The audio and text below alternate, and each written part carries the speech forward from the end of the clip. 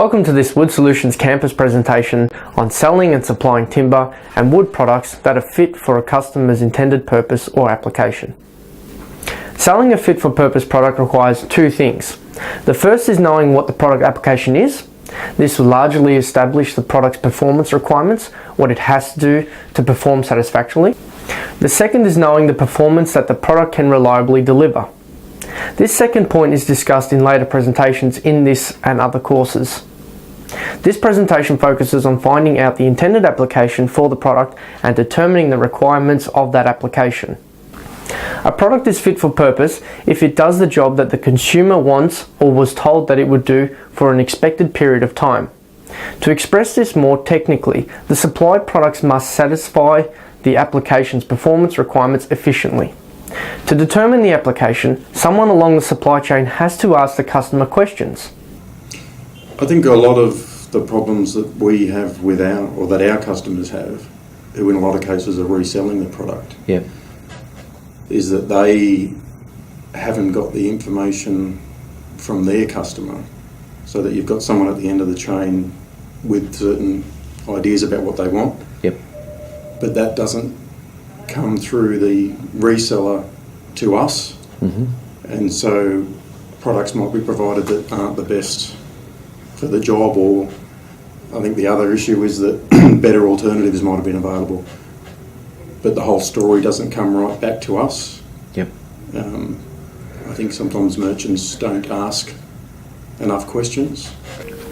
Each application has a context, such as a location and expected level of performance. This context generates requirements that timber or wood products have to satisfy if they are to perform satisfactorily. That is, be fit for purpose. One example of this is a timber deck beside a pool. The context for the application is that it is outside, exposed to sun and weather, and that the boards near the pool are likely to be splashed regularly with the chemicals in the pool water. Each of these factors will influence how the timber, any finishing and any fixings are likely to perform. Let's look at some of the key requirements that influence applications and the performance that they may demand of the supplied material. Most applications require compliance with regulations and standards. This demands known strength and many other characteristics from the material. Applications outside require the material to resist the impacts of the sun and water. This demands a level of durability from the product. The moisture content of the air can change in some applications, such as in a bathroom, in an air-conditioned space, or in a room in the tropics. Timber is hygroscopic and changes in size with changes in moisture content, so this has to be handled. Some applications require resistance to wear and tear. This requires the timber to be suitably hard. There are some special market conditions that need to be satisfied. For example, the customer may require forest and chain of custody certification, or the building may be in a bushfire prone area. There are key questions to ask about the application initially. It is important to determine if the application is inside the building or outside, exposed to the sun and rain, if it is a structural application where it has to support a load in a structure, or if it is an appearance application. The look of the product may be important in both cases, but looks will certainly be important in the appearance application. If the application is exposed to key hazards such as termite attack or bushfires, special material or details may be needed. Finally, if the project is environmentally sensitive and requires forest certified or recycled materials, additional details may also be needed. The second product question I often ask is, well, is it going to be used inside or outside? Obviously, if it's inside, durability is not going to be such a great factor. If it's outside, obviously durability will be a factor. If it is external, is it above ground or in ground? Because the 5604, that's the Australian standard, differentiates between durability ratings of above ground, and if it's in ground, which is much more corrosive to the timber, then you've got to understand that as well. Let's look at possible answers to these key questions in turn and quickly discuss how they affect the importance of the key performance requirements identified above. Each of these will be covered in more detail in other videos in this course. If the timber is to be used inside and effectively protected from the weather, durability should not be a major consideration. However, coping with moisture content change and resistance to wear and tear may be necessary. Similarly, exposure to moisture in a bathroom or the subfloor space, or the changing condition in a heated or air-conditioned space, can also be particularly important. For timber used outside, the extent of the exposure and the material's durability to that exposure is by far the most important consideration. If the timber's application is outside the building, establish if it is used outside above ground, or if it is in contact with the ground or in contact with fresh or salt water. Timber used outside has to be either naturally durable enough to robustly resist the effects of wind, water, sun, fungus and insects, or treated sufficiently to provide this resistance. Other considerations can be important, but material durability is most important by far. Structural timber is used both inside and outside the building, so durability is a key consideration. However, the major consideration with structural material is regulatory compliance. All structural applications are regulated, and any timber or wood product used in them needs to be of the correct size and grade.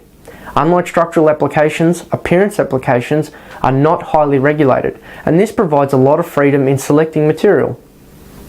However, other necessary performance requirements still need to be met. Appearance timber can be used both inside and outside the building, so durability can be a key consideration, especially for material used outside. Resistance to wear and coping with moisture content change is also important.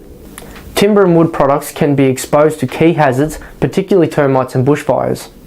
Termites are insects that eat the cellulose in buildings, such as timber and wood products. Here the timber's durability is important, and protection from termites is regulated. The use of timber externally on buildings in bushfire-prone areas is also regulated, and compliance with AS 3959 is necessary. This standard limits the materials used in the building's envelope and index.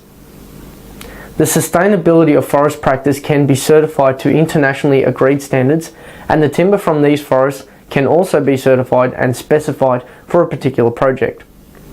Timber can also be recycled, and this has attractions to a range of customers. While these environmental considerations affect product selection, they don't reduce the importance of the application's other requirements. Certified timber used outside or as flooring should perform as at least as well as comparable non-certified material. These key questions only provide the first layers of answers. More questions may be needed to guide product selection and ensure the delivered product is fit for the customer's purpose. Well, I think with regards to decking in particular, there's that issue, and I know it must be hard for a merchant. They can't interview their customer and say, now tell me exactly what you're doing with it, but I think a few simple questions like, you're not using, is this a low to the ground deck? And if the customer says yes it is, then maybe recommend a narrower board rather than the wider board. Mm-hmm. A quick question about, what are you doing for ventilation underneath it? And maybe just say to them, you've got to be careful, these boards might cup if you're putting it too close to the ground, rather than have the deck laid and then these things happen, because I find that the builders these days, I think would have previously had the knowledge to advise the homeowner, oh no, let's not do that because that board's a bit too wide, I think we should go narrow, but the builder doesn't seem to have that knowledge these days, I find, and so that catch point where it might previously have been stopped is eliminated, so wide board goes all the way through because that's what the customer wants, and then there's issues. When we get orders from joiners, builders, we typically try to ask, in most cases, what is it going to be used for, and if we see and hear that, hey, we don't believe this will work, we will tell them there and then. In summary, selling a fit-for-purpose product for an application requires knowing what the product application is and the performance that the product can reliably deliver. Each application has a context, and this generates requirements that timber or wood products have to satisfy if they are to perform satisfactorily. Key questions need to be asked and follow-up questions may be needed to guide product selection and ensure the delivered product is fit for purpose.